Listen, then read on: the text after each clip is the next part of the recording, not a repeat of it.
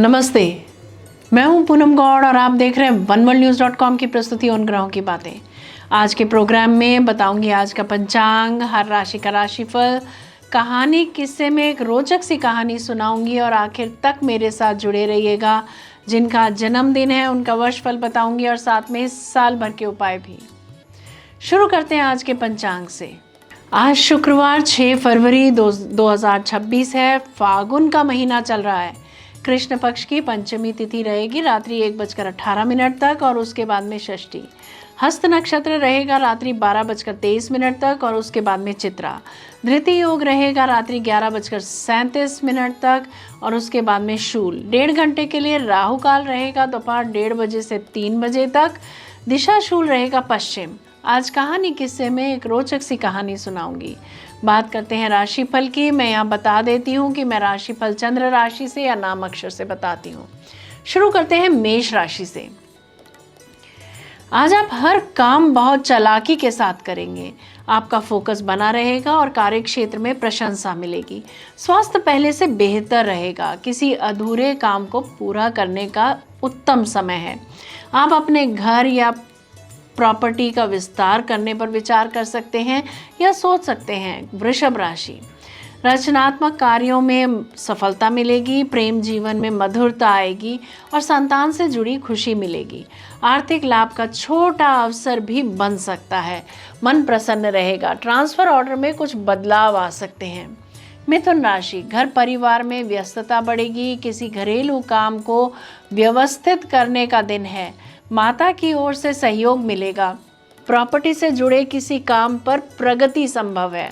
कर्क राशि, आज संवाद आपकी सबसे बड़ी ताकत है। बहुत आत्मविश्वास के साथ आप अपने विचारों को कार्यान्वित करेंगे। आप अपनी बातों से लोगों को प्रभावित करेंगे। छोटी यात्रा या मीटिंग सफल होगी। अध्ययन, लेखन और मीडिया क्षेत्र वाले जातकों को विशेष लाभ मिलेगा। सिंह राशि, आर्थिक मामलों में सुधार आएगा। नई योजना, बजट या निवेश के लिए अच्छा समय रहेगा। परिवार में सम्मान मिलेगा। खाना पीना थोड़ा हल्का रखें। स्वास्थ्य स्थिर रहेगा। गुप्त गतिविधियों से लाभ होता दिख रहा है।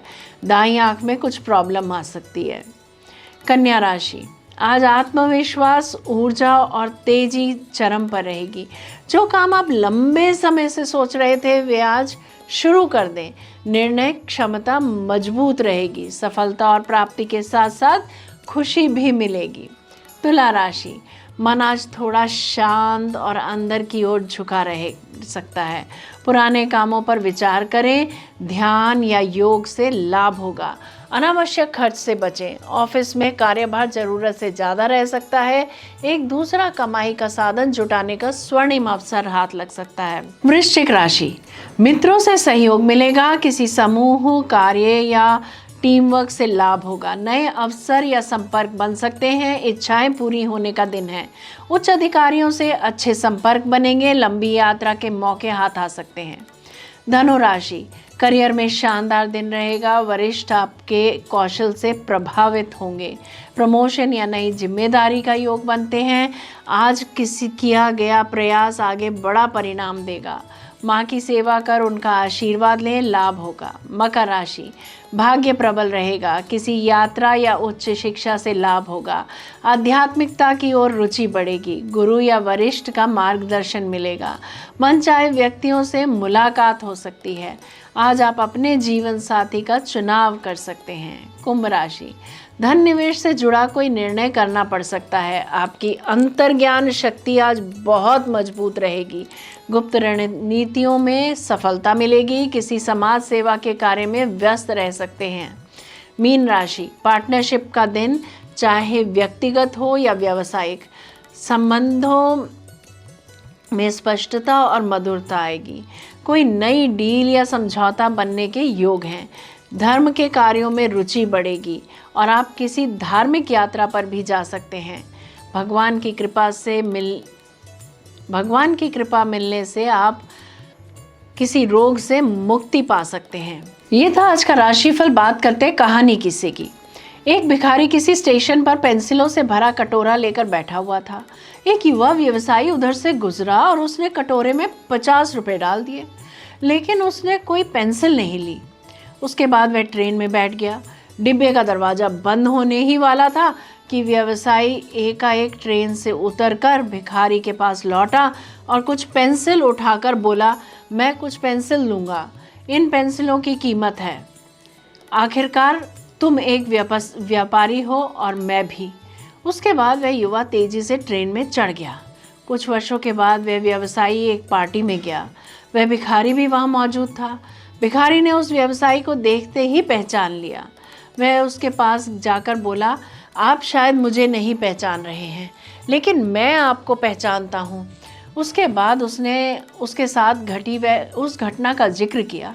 व्यवसायी ने कहा, तुम्हारे याद दिलाने पर मुझे याद आ रहा है कि तुम भीख मांग रहे थे, लेकिन तुम यहाँ सूट और टाई में क्या कर रहे हो? भिखारी ने जवाब दिया, आपको शायद मालूम नहीं है कि आपने मेरे लिए उस दिन क्या किया। मुझ पर दया करने की बजाय मेरे साथ सम्मान के साथ पेश आए। आपने कटोरे से पेंसिल उठाकर कहा, इनकी कीमत है। आखिरकार तुम भी एक व्यापारी हो और मैं भी। आपके जाने के बाद मैंने बहुत सोचा, मैं यहाँ क्या कर रहा हूँ? मैं भीख क्यों मांग रहा हूँ? मैंने अपनी ज़िंदगी को संवारने के लिए कुछ अच्छा काम करने का फ़ैसला लिया। मैंने अपना थैला उठाया और घूम घूम कर पेंसिलें बेचने लगा। फिर धीरे धीरे मेरा व्यापार बढ़ता गया। मैं कॉपी किताब एवं अन्य चीज़ें भी बेचने लगा और आज पूरे शहर में मैं इन चीज़ों का सबसे बड़ा थोक का विक्रेता हूँ। मुझे मेरा सम्मान लौटाने के लिए मैं आपका तहे दिल से धन्यवाद देता हूँ, क्योंकि उस घटना ने आज मेरा जीवन ही बदल दिया। फ्रेंड्स, आप अपने बारे में क्या सोचते हैं? खुद के लिए आप क्या राय स्वयं पर जाहिर करते हैं? क्या आप अपने आप को ठीक तरह से समझ पाते हैं? इन सारी चीज़ों को ही हम इनडायरेक्ट रूप से आत्मसम्मान कहते हैं। दूसरे लोग हमारे बारे में क्या सोचते हैं, ये बातें उतनी मायने नहीं रखती, या कहे तो कुछ भी मायने नहीं रखती। लेकिन आप अपने बारे में क्या राय जाहिर करते हैं, क्या सोचते हैं, ये बात बहुत ही ज़्यादा मायने रखती है। लेकिन एक बात तय है कि हम अपने बारे में जो भी सोचते हैं उसका एहसास जाने अनजाने में दूसरों को भी करा ही देते हैं, और इसी में कोई भी शक नहीं कि इसी कारण की वजह से दूसरे लोग भी हमारे साथ उसी ढंग से पेश आते हैं। याद रखें कि आत्मसम्मान की वजह से ही हमारे अंदर प्रेरणा पैदा होती है, या कहें तो हम आत्म प्रेरित होते हैं। इसीलिए आवश्यक है कि हम अपने बारे में एक श्रेष्ठ राय बनाएं और आत्मसम्मान से पूर्ण जीवन जिएं। जय श्री कृष्णा। जयराम जी की बात करते हैं जिनका जन्मदिन है। A very happy birthday to you. Enjoy your day.